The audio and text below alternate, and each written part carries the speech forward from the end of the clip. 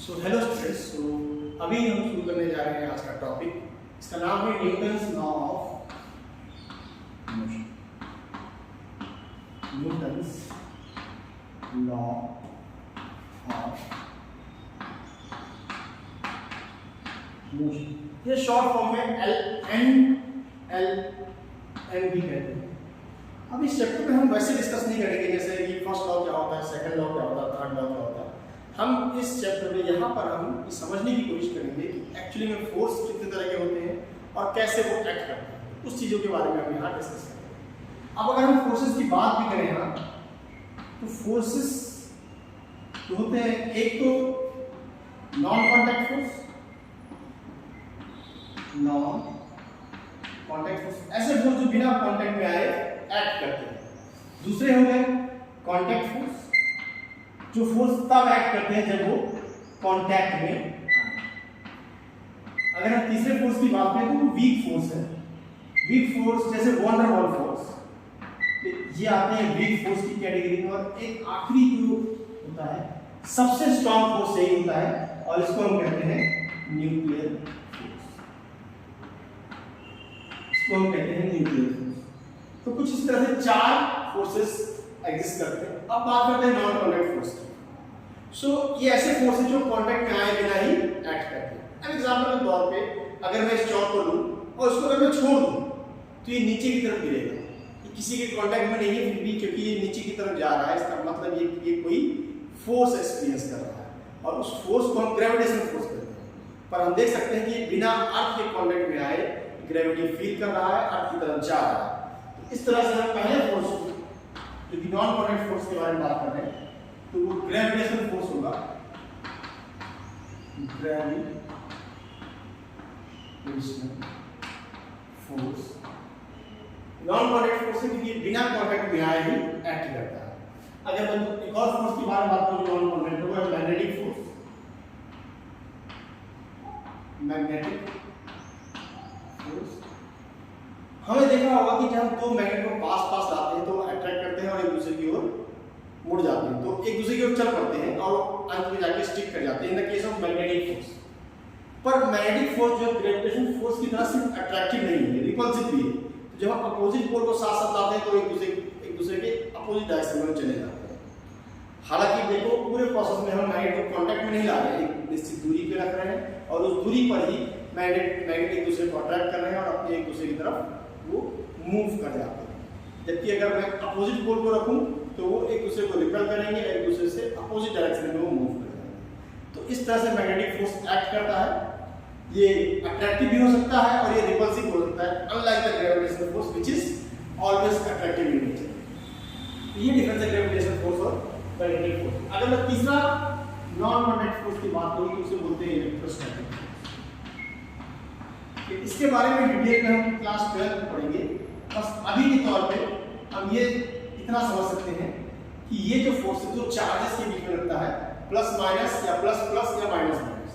तो positive charge अगर मैं रख दूंगा तो एक दूसरे से रिपेल कर जाएंगे और दूर चले जाएंगे। नेगेटिव चार्ज और नेगेटिव चार्ज दोनों को एक साथ रख दूंगा तो वो भी एक दूसरे को रिपेल करेंगे और दूर चले जाएंगे। अगर मैं एक तरफ पॉजिटिव और एक तरफ नेगेटिव हूं तो वहां पर वो दोनों एक दूसरे को अट्रैक्ट करेंगे और एक दूसरे की तरफ मूव कर जाएंगे। पर यहाँ पर फिर भी देखेंगे ये दोनों वहां पे कांटेक्ट में नहीं है, एक निश्चित दूरी पे रखे गए हैं, वहीं से एक दूसरे को अट्रैक्ट करते हैं। हाँ, ये जरूर है कि दूरी बहुत इंपॉर्टेंट है कि कितनी डिस्टेंस पे कोई चीज रखी जाती है, कि इंपैक्ट उस फोर्स का तभी है जब वो उसकी रेंज में हो, तभी वो उस पर एक्ट कर सकता है। हमने साइंस क्लास 9 में पढ़ा हुआ है कि ग्रेविटेशनल फोर्स का फॉर्मूला है F = G m1 m2/r²। वहां हम देख सकते हैं कि डिस्टेंस का महत्व है, जितनी ज्यादा डिस्टेंस हो जाएगी उतना ही इस फोर्स का इंपैक्ट कम होगा। वैसे ही ये दोनों फोर्स में जितनी ज्यादा डिस्टेंस बढ़ जाएगी वैसे इन दोनों फोर्स का भी इंपैक्ट कम हो जाएगा। बहुत दूर रखा हुआ मैग्नेट कभी दूसरे को अट्रैक्ट नहीं करता, एक डिस्टेंस पे जब हम लाते हैं तभी वो अट्रैक्ट करता है। ये तो बात थी नॉन कॉन्टैक्ट फोर्स की। हम कॉन्टैक्ट फोर्स की अगर बात करें तो इसमें एक फोर्स आता है टेंशन फोर्स, जो भी हम डिस्कस करेंगे, अभी से नाम दे देते हैं। दूसरा फोर्स है नॉर्मल फोर्स, तीसरा है स्प्रिंग फोर्स, और अगर मैं चौथे की बात करूं तो स्प्रिंग के बाद ये है फ्रिक्शन फोर्स। ये चारों फोर्स तभी एक्ट करते हैं जब कभी ये कांटेक्ट में दूसरे सरफेस के अंदर किसी और सब्सटेंस के किसी बॉडी के कांटेक्ट में आते हैं, तब ये एक्ट करते हैं, अन्यथा ये एक्ट नहीं करेंगे। तो इनके बारे में भी हम डिटेल में समझेंगे। एक बार बात करते हैं वीक फोर्स।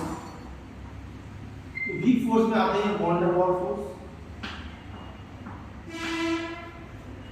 ये जो है एटम्स पे रहते हैं, जो न्यूट्रल एटम्स होते हैं वो एक दूसरे को अट्रैक्ट करते हैं, ये फोर्स वहां लगते हैं। केमिस्ट्री में इसको हम ज़्यादा डीप में डिस्कस करेंगे। और लास्ट में आता है न्यूक्लियर फोर्स, जो स्ट्रॉन्गेस्ट फोर्स है इन द यूनिवर्स। ये तब लगता है जैसे मान लो एक न्यूक्लियस है, न्यूक्लियस के पास प्रोटॉन भी है और न्यूट्रॉन भी है। तो इन सभी को अब यहाँ पर आप देख सकते हैं कि प्रोटॉन प्रोटॉन के बीच में रिपल्सन हो रहा होगा, लेकिन फिर भी प्रोटॉन और या फिर न्यूट्रॉन ये सब के सब एक न्यूक्लियस के अंदर बंधे हुए रहते हैं, उसके अंदर ही रहते हैं। तो वो फोर्स जो इनको एक साथ रखता है वो न्यूक्लियर फोर्स ही होता है, जो बहुत बहुत कम डिस्टेंस जब हो जाती है तब एक्ट करता है। तो उस वक्त जब डिस्टेंस बहुत कम हो जाती है तो उससे प्रोटॉन और प्रोटॉन भी अट्रैक्ट कर जाते हैं एक दूसरे को, इसलिए ये न्यूक्लियर फोर्स है, क्योंकि वहाँ पर प्रोटॉन और न्यूक्लियस दोनों एक साथ रह पा रहे हैं बिकॉज़ ऑफ दिस फोर्स।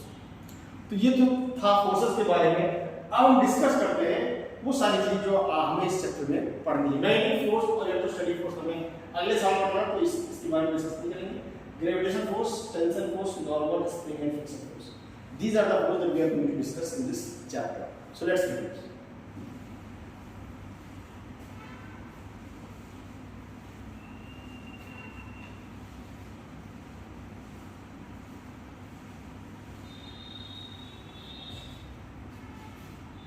तो सबसे पहले हम बात करते हैं उस फोर्स की जो हमें इस चैप्टर में पढ़ना क्या कि इसको हमें बाद में डिटेल में भी पढ़ना है। ग्रेविटेशन फोर्स या ग्रेविटेशनल नाम का फुल एक चैप्टर भी है, लेकिन क्योंकि इसका इम्पैक्ट हर चैप्टर में हर जगह होगा, इसलिए इसको शुरू में पढ़ना जरूरी है।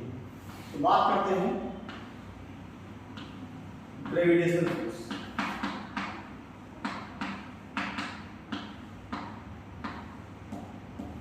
हम बात करते हैं ग्रेविटेशनल फोर्स। अगर कोई ऑब्जेक्ट है, ठीक है, और ये हमारी अर्थ, अगर कोई ऑब्जेक्ट है और ये हमारी अर्थ है, तो वो ऑब्जेक्ट हमेशा कहाँ अट्रैक्ट होगा, उस पर अर्थ हमेशा फोर्स लगाइए नीचे की डायरेक्शन।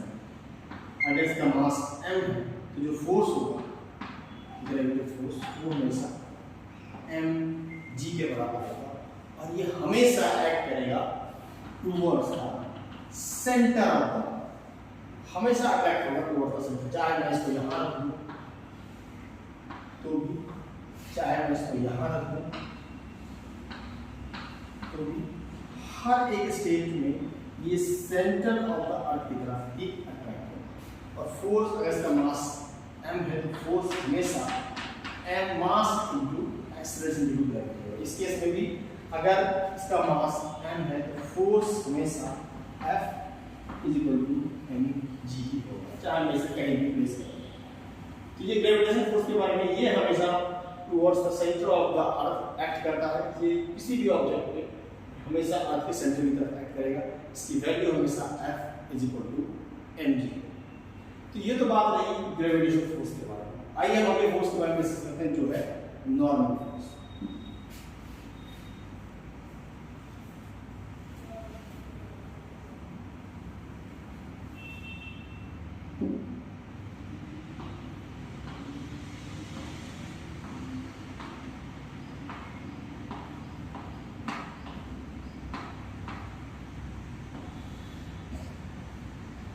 तो हम डिस्कस करने जा रहे हैं अब नॉर्मल फोर्स के बारे में और समझेंगे कि ये कैसे किसी एक बॉडी पर एक्ट करता है।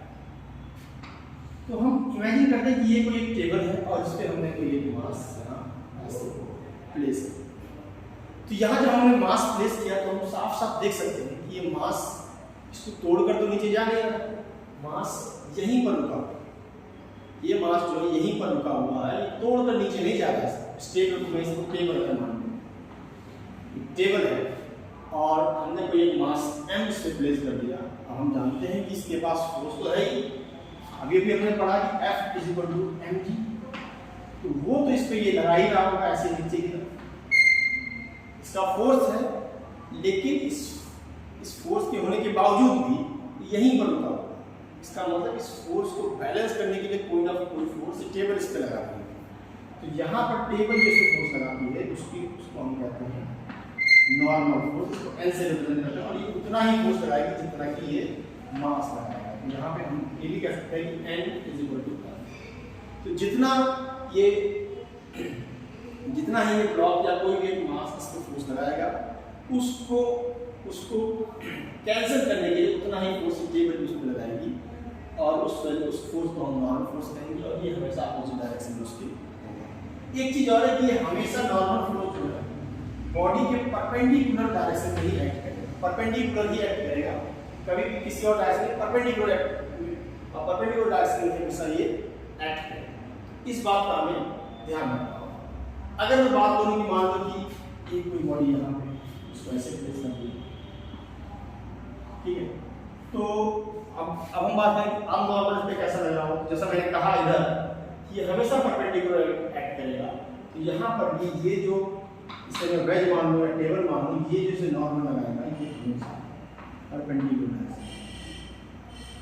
अब एक चीज और हम समझ सकते हैं कि ये जब इस पे नॉर्मल लगा रहा है, ठीक है, तो अगर मैं इस ब्लॉक को भूल जाऊँ और यहाँ पर भी इस ब्लॉक को भूल जाऊँ, मैं टेबल के बारे में सोचूं तो टेबल पे किस डायरेक्शन में एक्ट कर रहा होगा नॉर्मल। टेबल के केस में ये नॉर्मल कुछ ऐसे एक्ट कर रहा होगा जो कि ब्लॉक लगा रहा है। वही इसके केस में जो ब्लॉक इस पे नॉर्मल लगा रहा होगा तो वो कुछ ऐसे डायरेक्शन अपोजिट हो जाएगी, लेकिन दोनों पर ही नॉर्मल इस तरह से एक्ट कर सकता है। अगर एक डायग्राम और बना लो, मान लो कि ये है और इस पे कोई ऐसे रिप्लेस कर दिए। अब हमें बताना होगा कि नॉर्मल कैसे एक्ट कर रहा होगा। तो सिंपल है, ये इस डायरेक्शन में एक्ट कर रहा होगा और ये इस डायरेक्शन में। अगर मैं अलग-अलग सरफेस है तो N1 और N2 के नाम से भी बता सकते हैं कि ये सरफेस अलग है, ये सरफेस अलग है, तो नॉर्मल भी अलग-अलग होगा। इस तरह से नॉर्मल यहाँ पे एक्ट करेगा। तो ये तो बात होगी नॉर्मल फोर्स की। अब हम आगे बढ़ते हैं और अगला फोर्स डिस्कस करते हैं जो कि है टेंशन फोर्स। इसको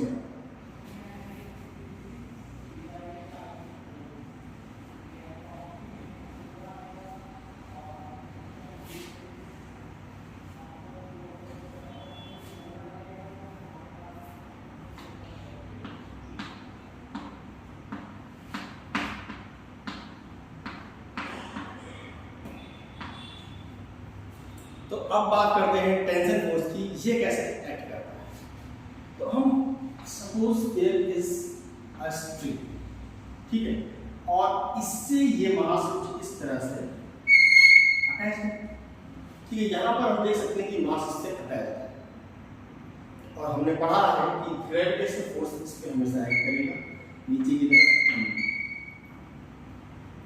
अगेन फिर वही बात आती है, ये यहाँ पर रुका हुआ है, ये कहीं मूव नहीं कर रहा है। अगर तो जब ये मूव नहीं कर रहा है यानी कि इस पे लगने वाला फोर्स जीरो है, इसलिए ये मूव नहीं कर रहा है। ये स्टेशनरी स्टेज पे है, इस पे नेट फोर्स जो है जीरो है, पर हम देख पा रहे हैं कि इस पे एक फोर्स mg तो लग रहा है। तो कौन सा फोर्स है जो इस mg को कैंसिल कर रहा है? तो वो फोर्स टेंशन की फोर्स है जो इसके अपोजिट डायरेक्शन में इधर उधर लगेगी, उसको हम p से यहाँ पर हम कह सकते हैं कि T is equal to mg। तो हम साफ साफ दे सकते हैं कि टेंशन फोर्स इस पे लग रही है और वो इस पे लगने वाले ग्रेविटेशनल फोर्स को बैलेंस कर रही है। एक बात हमेशा ध्यान रखनी है कि टेंशन फोर्स हमेशा बॉडी के अपोजिट डायरेक्शन में है। एक एग्जांपल और लेते हैं कि मान लो कि एक ब्लॉक ये है और दूसरा ब्लॉक ये है, ठीक है। तो यहाँ पर हम देख पा रहे हैं कि अगर मैं इस पर बैठ जाऊं और देखूं, एक टेंशन फोर्स ऊपर लगेगी और एक टेंशन फोर्स इसके हिसाब से नीचे गिरेगी। लेकिन हाँ, एक चीज और ध्यान रखनी है हमें कि जब स्ट्रिंग अलग-अलग होंगी, उस केस में टेंशन फोर्स सेम नहीं रहेगी। यहाँ पे अगर मैं इसको नाम दूं T1, तो यहाँ पे इसका नाम है सिर्फ इस ब्लॉक की वजह से। अगर मैं इसको मास M1, अगर मैं इस ब्लॉक की वजह से देखूं, इसका मास M2 है, ठीक है। हाँ, इस पे एक फोर्स और लगेगा, ग्रेविटेशन फोर्स M1G। अब मैं इसकी बात करूं, यहाँ पे अगर मैं बैठ जाऊं, यहाँ पे अगर मैं देखूं तो टेंशन फोर्स ऊपर की तरफ जाएगी, नीचे इसका इसे M1 माना तो उसको M2 मान लेते हैं और ये M2 जी फोर्स हो जाएगा। ठीक है, तो हम देख सकते हैं कि जिस भी बॉडी से अगर आप देखेंगे टेंशन फोर्स हमेशा उसके अवे जाएगी, उससे दूर जाएगी। यहाँ पर अगर मैं देख रहा हूँ तो टेंशन फोर्स से अवे जा रही है ऊपर की तरफ, अगर मैं यहाँ से देखूँ तो टेंशन फोर्स यहाँ अवे जा रही है, नीचे भी अवे जा रही है। और अगर मैं यहाँ बैठ जाऊँ, यहाँ से भी, यहाँ से भी टेंशन फोर्स हमेशा इससे अवे ही जाएगी। जिस भी सब्सटेंस या बॉडी पर हम बैठेंगे टेंशन फोर्स की जो डायरेक्शन है हमेशा उससे अवे ही जाएगी। तो इस तरह से फोर्सेस एक्ट करेंगे, इस तरह से हम इनको कर सकते हैं ना। टेंशन फोर्स के बाद क्योंकि स्प्रिंग फोर्स थोड़ा सा कॉम्प्लेक्स है समझना, तो पहले इन सारे फोर्स का हम एप्लीकेशन समझते हैं, कैसे ये अप्लाई किया जाता है, कैसे इनका यूज कर सकते हैं। तो उसके लिए तो हम पहले समझेंगे कि what is free body.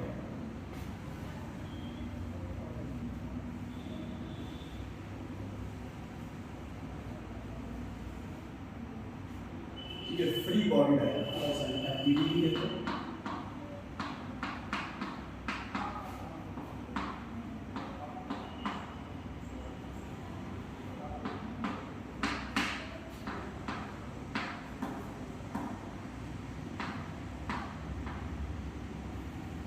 Body short form में जो एफबीडी भी कहते हैं। अब होता क्या है इसमें, करते हैं सबसे पहले तो हम object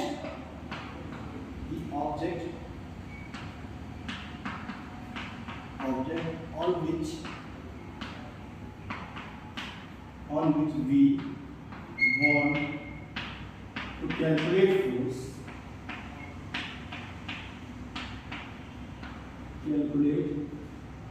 force,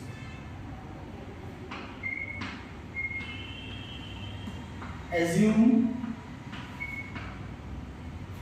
that as point mass, assume that as point mass। ठीक है, दूसरा resolve all forces acting, resolve all forces acting on it, and उसके बाद balance all forces in horizontal, balance all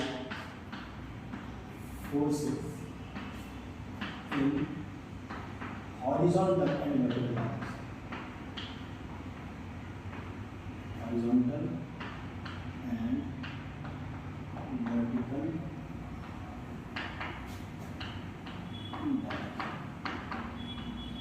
तो इस तरह से हम एक फ्री बॉडी डायग्राम बनाते हैं। ये तो उसके बारे में एक्सप्लेनेशन था, हम देखते हैं कैसे इसका यूज कर सकते हैं, तो उसके बारे में हम डिस्कस करते हैं।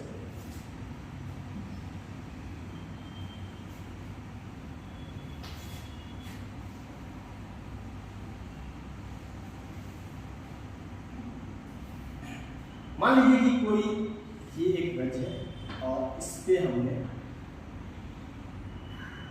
एक मास, तो पहले तो हम इसको पॉइंट ऑफ व्यू की तरह मानेंगे, तो मैंने इसको पॉइंट ऑफ व्यू की तरह माना।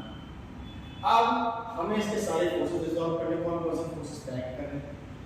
एक फोर्स तो mg का सीधे वर्टिकल डायरेक्शन में एक्ट करेगा, और दूसरा फोर्स जो नॉर्मल है कुछ इस तरह से एक्ट करेगा नीचे सरफेस पर।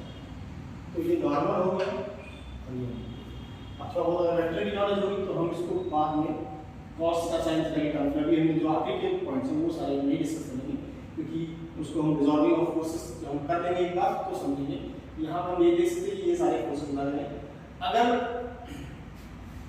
इसको मैं रिजॉल्व भी करना चाहता तो अगर यहाँ पर मान लो कि ये mg का फोर्स है, ये नीचे की तरफ ऐसे है, ठीक है, तो इसका एक कंपोनेंट इधर आता है, एक कंपोनेंट इधर आता है, और ये एंगल थीटा हो, तो उस केस में ये एंगल थीटा होगा तो ये एंगल भी थीटा होगा।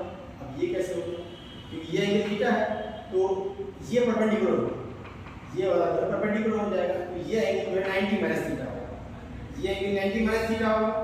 ये दोनों वर्टिकल अपोजिट एंगल है, तो ये एंगल भी 90 माइनस थीटा हो जाएगा, ये 90 है तो ये एंगल थीटा हो जाएगा। तो इस तरह से ये mg फोर्स जो है दो वेक्टर्स में टूट जाएगा, ये हो जाएगा mg cos थीटा, ये हो जाएगा mg sin थीटा, और ऊपर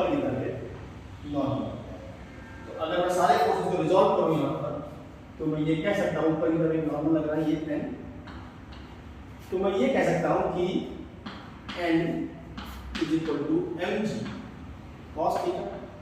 अगर ये चल नहीं रहा, ठीक है, अगर ये वर्टिकल डायरेक्शन में चल नहीं रहा तो ये होगा, पर दूसरा जो फोर्स है एम जी साइन थीटा, वो इसका नेट फोर्स होगा और ये एम जी साइन थीटा की डायरेक्शन में चल पड़ेगा, क्योंकि इसे रोकने के लिए कोई फोर्स नहीं है। तो इस तरह से इस पूरे डायग्राम को हम समझ सकते हैं। सिर्फ फोर्सेस की बात करते हैं कि एम जी लग रहा है, एन लग रहा है, लेकिन अगर इसको हम तोड़ेंगे तो एम जी कॉस थीटा और एम जी साइन थीटा के फॉर्म में आ जाएगा, एक नॉर्मल लगेगा। तो अगर मैं देखूं तो ये वर्टिकल डायरेक्शन है, इसमें कोई फोर्स एक्ट कर रहा है तो नेट फोर्स वहां पे 0 हो जाएगा। हॉरिजॉन्टल डायरेक्शन से नेट फोर्स है एम साइन थीटा, तो इस फोर्स के कारण ये इस तरफ चल पड़ेगा। तो इस तरह से हम एक फ्री बॉडी डायग्राम को समझ सकते हैं।